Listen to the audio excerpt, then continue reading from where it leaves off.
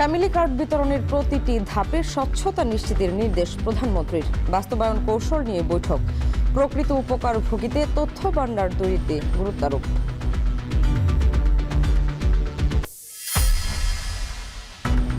মানবতা বিরোধী অপরাধে মৃত্যুদণ্ডপ্রাপ্ত সাবেক স্বরাষ্ট্রমন্ত্রীকে ফেরাতে ভারতকে চিঠি, ইতিবাচক সাড়ার আশা। গুমের আসামি জিয়াউল ও সাবেক ভূমিমন্ত্রীর বাড়িতে দুদকের অভিযান।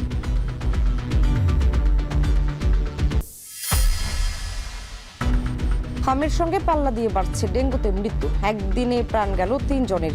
২৪ ঘন্টায় সারা দেশে হামের উপসর্গ নিয়ে আরও ৫ শিশুর মৃত্যু।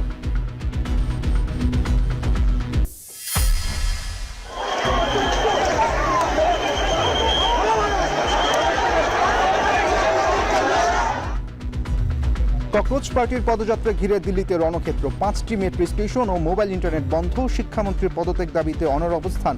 আন্দোলন প্রত্যাহারের আহ্বান সরকারের।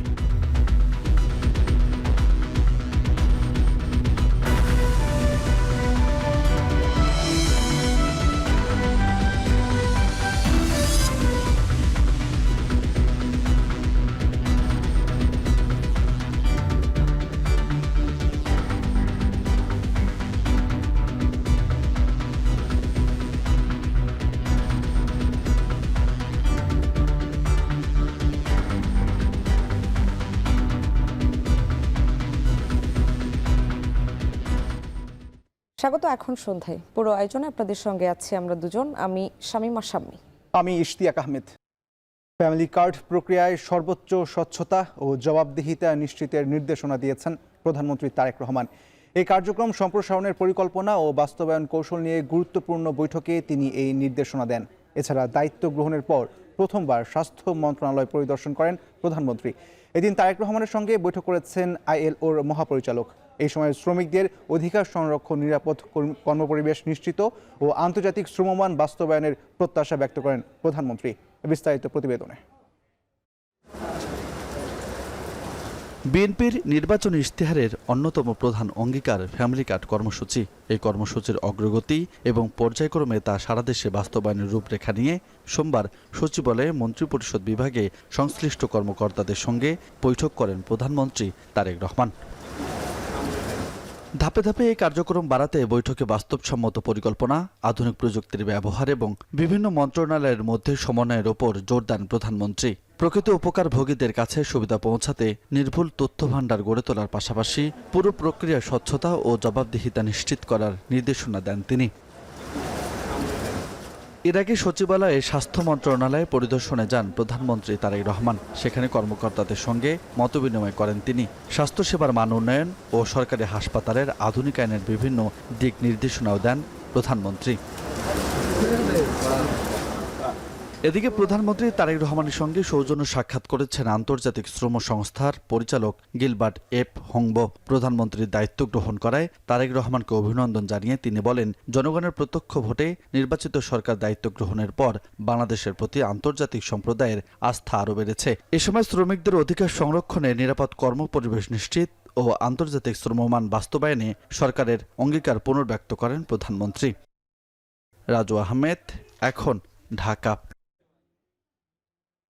যুগপৎ আন্দোলন সংগ্রামের শরিক ও জোটের শীর্ষ নেতাদের সঙ্গে সাক্ষাৎ ও শুভেচ্ছা বিনিময় করবেন প্রধানমন্ত্রী ও বিএনপি চেয়ারম্যান তারেক রহমান।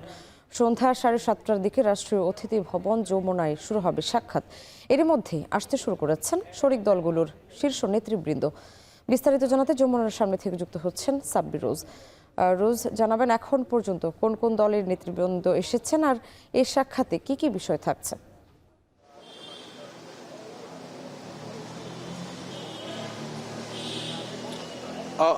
সামনে প্রধানমন্ত্রী তারেক রহমান সরকার গঠনের পর এই প্রথম আনুষ্ঠানিকভাবে বিএনপি সাথে যে শরিক বা মিত্র দলগুলো ছিল, যারা ফ্যাসিবাদ বিরোধী যুগপৎ আন্দোলনে একসঙ্গে লড়েছেন, রাজপথে ছিলেন, আন্দোলন সংগ্রামে নানা সময়ে যারা একযোগে কাজ করেছেন, সেই দলগুলোর মোট 34টি রাজনৈতিক দলের 196 জন প্রতিনিধিকে কিন্তু আজকে আমন্ত্রণ জানানো হয়েছে এবং একটি বৈঠক রয়েছে। সেই বৈঠকটি ঠিক 7:30টায় শুরু হবে।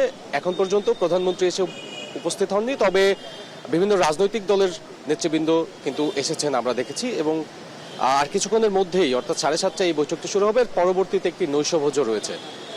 মূলত বিএনপির সাথে একাত্মতা পোষণ করে 2022 সালের 24শে ডিসেম্বর যাত্রা শুরু করেছিল এই শরিক দল। তাদের দাবি ছিল ফ্যাসিবাদ বিরোধী দাবির পাশাপাশি তারা নির্দলীয় তত্ত্বাবধায়ক সরকারের দাবিতে মূলত তারা একাত্মতা পোষণ করেছিলেন আনুষ্ঠানিকভাবে।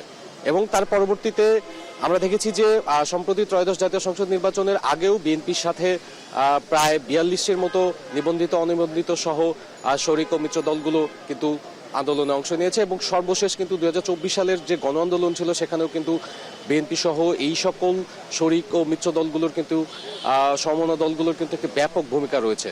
তাদের মাঝে তাদের নানা ধরনের তাদের নিজেদের কর্মসূচি নিজেদের ব্যানারে থাকলেও অভিন্ন এবং দাবিগুলো কিন্তু সেই অভিন্নই ছিল। তো সেই জায়গা থেকে কিন্তু প্রধানমন্ত্রী আজ এই সরকার গঠনের পর আনুষ্ঠানিকভাবে তাদের সাথে বৈঠক করবেন এবং বৈঠকে মূলত সমসাময়িক রাজনৈতিক প্রেক্ষাপট এবং রাজনৈতিক স্থিতিশীলতা এবং আগামীর যে বাংলাদেশ বিনির্মাণে সরকারের যে অগ্রগতি সেই অগ্রগতিতে শরিক দলগুলোর ভূমিকা সেই বিষয়গুলো নিয়ে কিন্তু আলোচনা হবে। এবং এর পাশাপাশি যে আসন ভাগাভাগি বা নানা বিষয়ে শরিক দলগুলোর মধ্যে সরকারের সাথে যে দূরত্ব বা কিছুটা যে দূরত্ব তৈরি হয়েছিল সেই বিষয়গুলো লাঘব হবে এমনটি প্রত্যাশা করা যাচ্ছে বা সংশ্লিষ্টরা আশা করছেন। তো আমরা দেখতে পাচ্ছি যে বিভিন্ন শরিক দলের প্রতিনিধিরা এখানে আসতে শুরু করেছেন এবং প্রধানমন্ত্রী আর কিছুক্ষণের মধ্যে আসবেন এবং ঠিক 7:30টায় আজকের এই বৈঠকটি শুরু হবে। সামনে রাষ্ট্রীয় অতিথি ভবন যমুনার সামনে থেকে যুক্ত হয়েছিলেন সাব্বির রোজ। বরখাস্ত সাবেক সেনা কর্মকর্তা জিয়াউল আহসানের জলসিঁড়ি বাড়িতে অভিযান চালিয়েছে দুদক। এ সময় আটতলা বাড়িতে থাকা মূল্যবান সামগ্রী জব্দ করেছে তারা। এছাড়া সাবেক ভূমিমন্ত্রী সাইফুজ্জামান চৌধুরীর গুলশানের ফ্ল্যাটে দ্বিতীয় দিনের মতো অভিযান শেষে ইনভেন্টরি লিস্ট রিসিভারকে বুঝিয়ে দিয়েছে সংস্থাটি। আরও জানাচ্ছেন মাহবুব হাসান রিপন।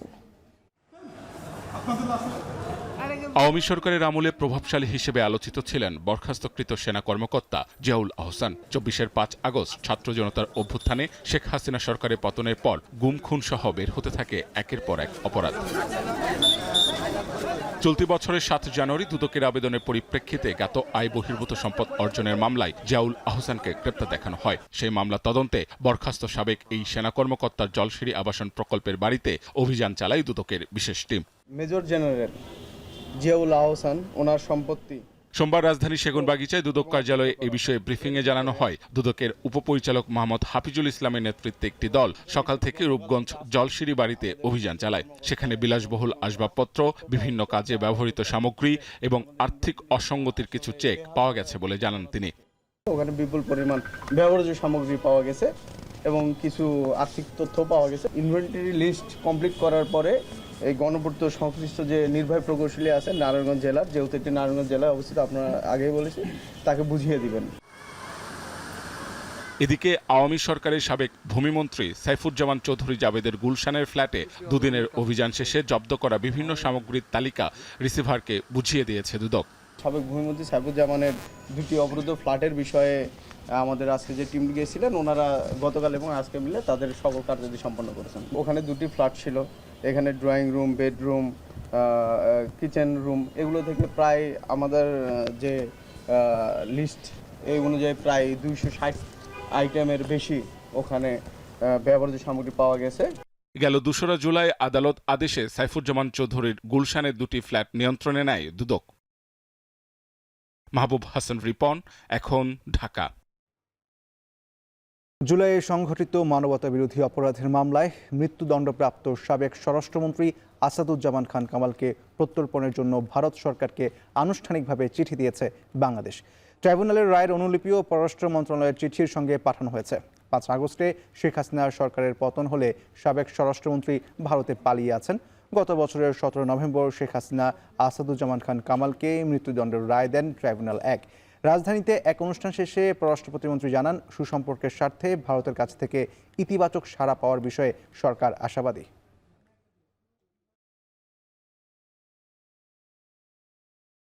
আসাদুজ্জামান খান বাংলাদেশের আইনে ওনার বিচার হয়েছে এবং উনি যেহেতু পলাতক আসামি, ওনাকে ফিরিয়ে আনার জন্য আমরা যে চিঠিটা দেওয়ার প্রয়োজন সেটাই আমরা দিয়েছি। এবং এটা আমরা বারবার বলেছি আগেও যে কূটনৈতিক যে কূটনীতিতে যেই নর্মস আছে, যেই প্রোটোকল আছে, সেই প্রোটোকল অনুযায়ী আমরা এক্সট্রাডিশন ট্রিটির অনুযায়ী আসাদুজ্জামান কামালকে দেশে ফিরিয়ে এনে ওনার বিচারও সম্পন্ন করা হবে, ঠিক যেভাবে শেখ হাসিনা সহ অন্যান্য আসামিদের বিচার হবে।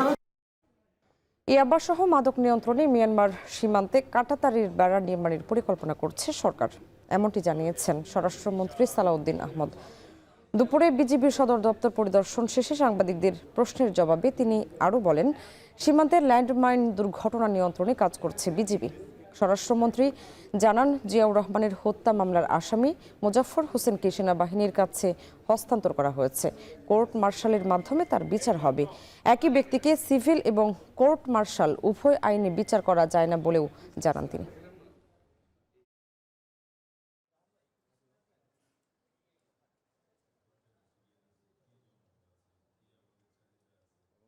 টু সিভিল পাওয়ারের যে কার্যক্রমটা বিজিবির করে থাকে, যেহেতু আমাদের বিভিন্ন রকমের একজনকেও অবৈধভাবে এখানে পোষণ হতে দেয়নি। আমাদের বর্ডার গার্ড, বিজিবি এবং জনগণের সহায়তা আমরা সফলভাবে এখনো পর্যন্ত সেটা ঠেকাতে সক্ষম হয়েছি। কিছু কিছু অবৈধ অনুপ্রবেশ করেছিল, তার সংখ্যা বেশি নয়, সেটা আমরা অবৈধ অনুপ্রবেশকারীদের বিষয়ে আমরা ব্যবস্থা গ্রহণ করেছি, কিন্তু পোষণ করতে দেয়নি আমরা কাউকে অবৈধভাবে। আমরা কথা বলবো কেন্দ্রীয় সরকারের সাথে। আমরা বলেছি যদি সেরকম কোনো নাগরিক থাকে, বাংলাদেশের নাগরিক সেখানে যেয়ে থাকে, তার তালিকা পররাষ্ট্র মন্ত্রণালয়ে বিধি মোতাবেক দিতে হবে। আমরা ন্যাশনালিটি ভেরিফিকেশন করব, করে যদি সেটা সত্যতা পাওয়া যায় সেটা আমরা যথাযথ আইনি প্রক্রিয়ায় আমরা ফেরত নিয়ে আসব। পল্লবী থানার মামলায় ফের গ্রেপ্তার হলেন রিজেন্ট কাণ্ডে আলোচিত মোহাম্মদ শাহেদ। বেলা 12:30টার দিকে রাজধানীর ইসিবি চত্বর থেকে তাকে গ্রেপ্তার করে ক্যান্টনমেন্ট থানা পুলিশ। গ্রেপ্তারের পর শাহেদকে পল্লবী থানায় হস্তান্তর করা হয়। বিষয়টি নিশ্চিত করেছেন থানার ভারপ্রাপ্ত কর্মকর্তা হাসান বাশির। এর আগে 2020 সালে করোনাকালে রোগীদের নমুনা পরীক্ষা না করেই ভুয়া রিপোর্ট প্রদানের অভিযোগ ওঠে। সে সময় অভিযান চালিয়ে রিজেন্ট হাসপাতালের উত্তরা ও মিরপুর শাখা সিলগালা করে দেয় পুলিশ। পরে ওই বছরই অভিযান চালিয়ে সাতক্ষীরার সীমান্ত এলাকা থেকে তাকে অস্ত্রসহ গ্রেপ্তার করে র্যাব। 5 আগস্ট পরবর্তী সময়ে 2024 সালে জামিনে জেল থেকে ছাড়া পান তিনি। সে সময় তার বিরুদ্ধে 96টি মামলা ছিল।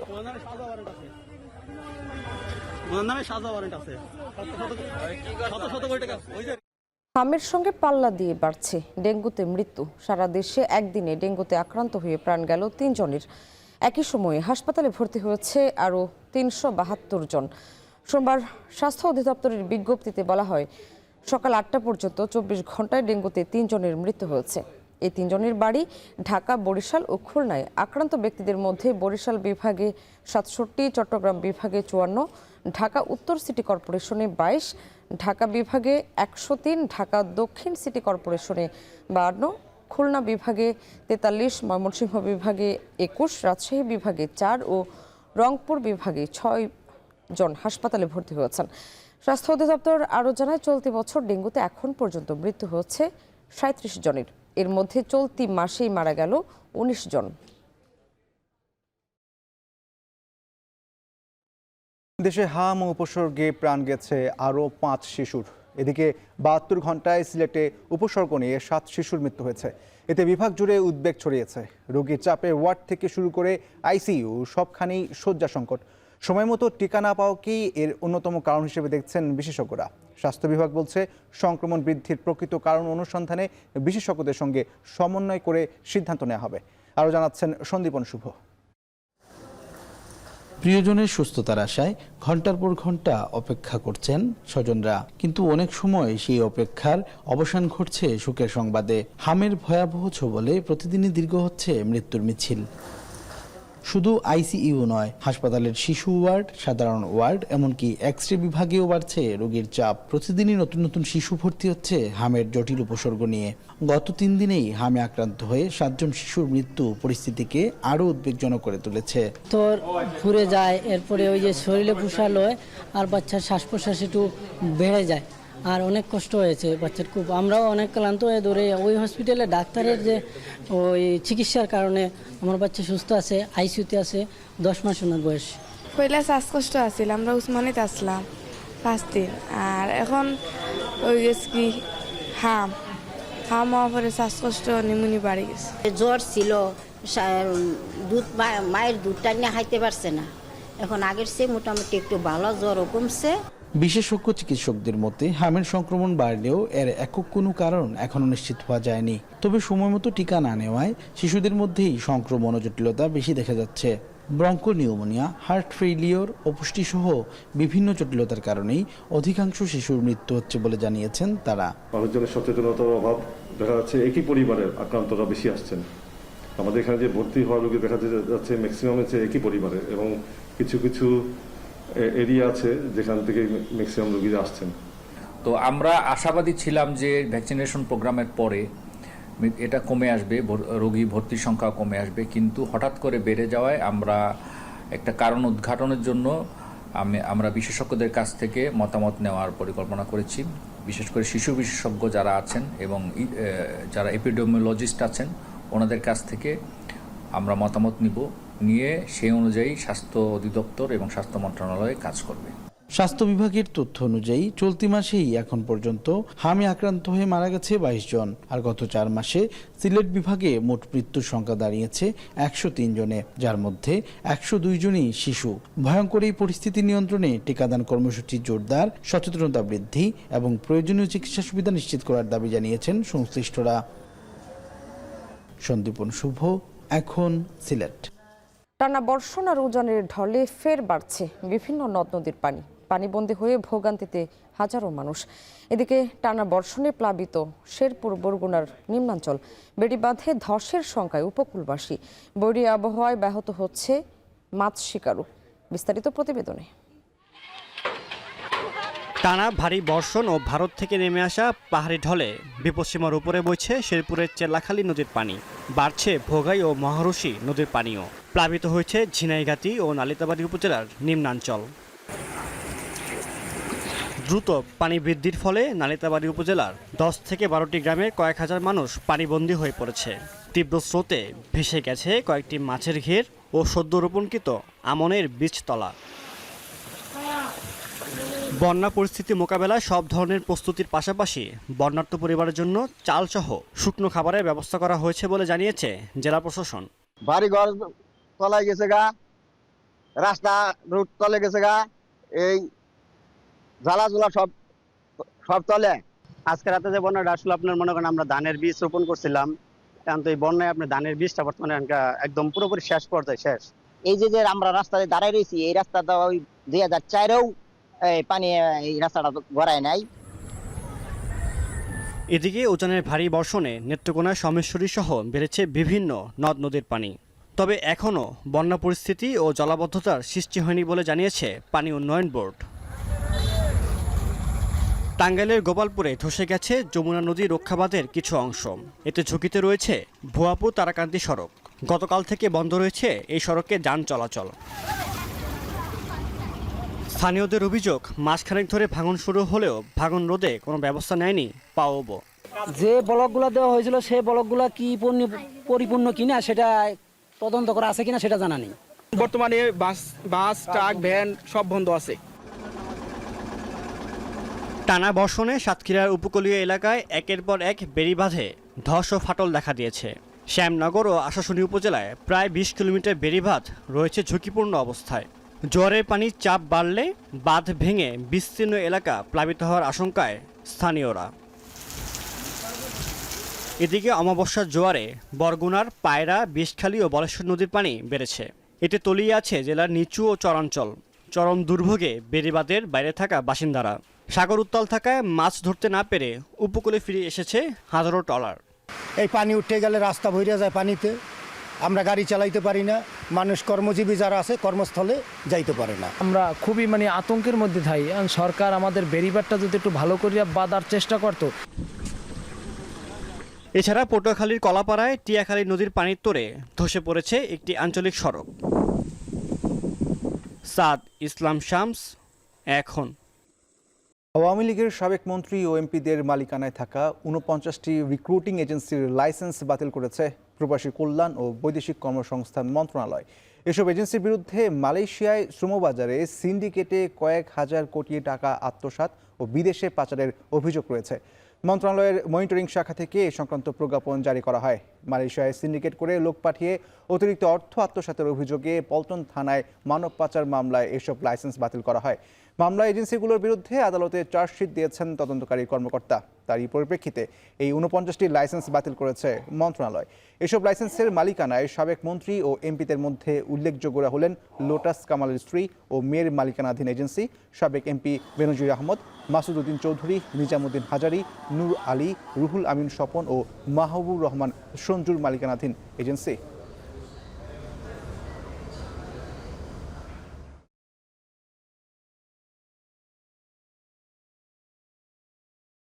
একশো ধারা ভঙ্গ করে ভারতের সংসদ ভবন অভিমুখে ককরোচ জনতা পার্টি পদযাত্রায় আইনশৃঙ্খলা বাহিনীর লাঠিচার্জ। দফায় দফায় সংঘর্ষে আহত হচ্ছেন বেশ কয়েকজন। এমন অবস্থায় সরকারের সঙ্গে আলোচনায় বসার জন্য ডাকা হয় ককরোচ পার্টিকে।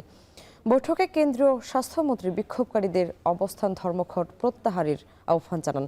তবে শিক্ষামন্ত্রীর পদত্যাগের দাবিতে অনড় আন্দোলনকারীরা। বিস্তারিত জানাচ্ছেন তানফির জনি। এভাবেই লাঠিচার্জ করে ভেস্তে দেওয়া হয় ককরোচ জনতা পার্টির চলো সংসদ পদযাত্রা। জননিরাপত্তায় সভা সমাবেশ নিষিদ্ধে পুলিশের জারি করা ১৬৩ ধারা অমান্য করে সংসদ ভবন অভিমুখে যাত্রা করে ককরোচ জনতা পার্টি। এ সময় আইনশৃঙ্খলা বাহিনীর সঙ্গে বিক্ষোভকারীদের দফায় দফায় সংঘর্ষ হয়। লাঠিচার্জ করে তাদের ছত্রভঙ্গ করে দেয় পুলিশ ও আধাসামরিক বাহিনী। শিক্ষা ব্যবস্থায় সংস্কার ও শিক্ষামন্ত্রীর পদত্যাগের দাবিতে ককরোচ জনতা পার্টির পদযাত্রার আহ্বানে দিল্লির যন্তর মন্তরে হাজির হয় কয়েক হাজার মানুষ। শিক্ষার্থীদের সঙ্গে যোগ দেয় অভিভাবক, কর্মী ও রাজনৈতিক নেতারাও। তবে দিল্লির সংসদ ভবন অভিমুখে যাত্রা শুরুর আগেই তাদের আটকে দেয় আইনশৃঙ্খলা বাহিনী। पिछले 10-12 साल से इस देश में डेमोक्रेसी को खत्म करने की कोशिश की जा रही थी। जंतर मंतर पर आपने 1 महीना बैठकर डेमोक्रेसी को फिर से जिंदा कर दिया। আগের দিন তাদের সমাবেশ ঘিরে দিল্লি জুড়ে জমায়েত নিষিদ্ধ করে কঠোর বিধিনিষেধ আরোপ করে পুলিশ। অনুমতি দেয়া হয়নি সংসদ অভিমুখে পদযাত্রা ও মিছিলের। যন্তর মন্তরের নির্ধারিত স্থান ছাড়া অন্য জায়গায় নিষিদ্ধ করা হয় জমায়েত। নিষেধাজ্ঞা অমান্যকারীদের বিরুদ্ধে আইনি ব্যবস্থা নেওয়ার হুঁশিয়ারিও দেয় পুলিশ। সমাবেশস্থলে মোতায়েন করা হয় কয়েকশো পুলিশ ও আধাসামরিক বাহিনী। নিরাপত্তার শঙ্কায় বন্ধ করে দেয়া হয় দিল্লি মেট্রোর 5টি স্টেশন। এছাড়াও রাজধানীর কিছু অংশে বন্ধ মোবাইল ইন্টারনেট সেবাও। এদিকে সিজিপির দাবি তাদের শান্তিপূর্ণ সমাবেশে হামলা চালিয়েছে আইনশৃঙ্খলা বাহিনী। पुलिसकर्मियों मारे पीटे हमारी बहनों को, मुझे मारे पीटे, लेकिन मैं बता दूं अगर मेरे तरीके के खुंतरा नौजवानों के काम आता है तो मैं बहाने के लिए तैयार हूं। हम पीसफुल प्रोटेस्ट कर रहे थे, पर इन लोगों को कोई फर्क नहीं पड़ता है। ये हमें गाली दे रहे हैं, ये हमें स्टैम्प पैड करने की कोशिश कर रहे हैं। तो उस आवाज को उठाने का, उस आवाज को दबाने का भारतीय सरकार ने जिम्मा उठा रखा है। যদিও দিল্লি পুলিশ বলছে নিষেধাজ্ঞা অমান্য করে পদযাত্রা নিয়ে এগিয়ে গেলে বিক্ষোভকারীদের বাধা দেয় আইনশৃঙ্খলা বাহিনী। সোমবার ভারতীয় সংসদের বর্ষাকালীন অধিবেশনের প্রথম দিন দিল্লি জুড়ে নেওয়া হয় কড়া নিরাপত্তা ব্যবস্থা। যন্তর মন্তর থেকে সংসদ ভবন পর্যন্ত সড়কের বিভিন্ন পয়েন্ট আটকে দেওয়া হয় ব্যারিকেড দিয়ে। ভারতের প্রধান বিচারপতি দেশটির তরুণ সমাজকে তেলাপোকার সঙ্গে তুলনা করার পর অনলাইন প্ল্যাটফর্মে অভিজিৎ দীপকের নেতৃত্বে ব্যঙ্গাত্মক সংগঠন হিসেবে গড়ে ওঠে ককরোচ জনতা পার্টি। অল্পদিনেই সমর্থন কেড়ে নেয় বিভিন্ন বিরোধী রাজনীতিবিদ, কর্মী, শিল্পী ও ক্রীড়াবিদদের। মেডিকেলে ভর্তি পরীক্ষায় অনিয়মের প্রতিবাদে শুরু হয় তাদের আন্দোলন। জুন মাসে যুক্তরাষ্ট্র থেকে দেশে ফিরে আন্দোলনের হাল ধরেন 30 বছর বয়সী দীপকে। তাদের সঙ্গে যোগ দিয়ে গেল 28 জুন যন্তর মন্তরে অনির্দিষ্টকালের অনশন শুরু করেন অধিকার কর্মী সোনাম ওয়াংচুক। এদিকে টানা 21 দিন ধরে অনশনরত সোনম ওয়াংচুককে জোরপূর্বক হাসপাতালে নিয়ে যায় পুলিশ। তিনি সেখানেও অনশন চালিয়ে যাচ্ছেন।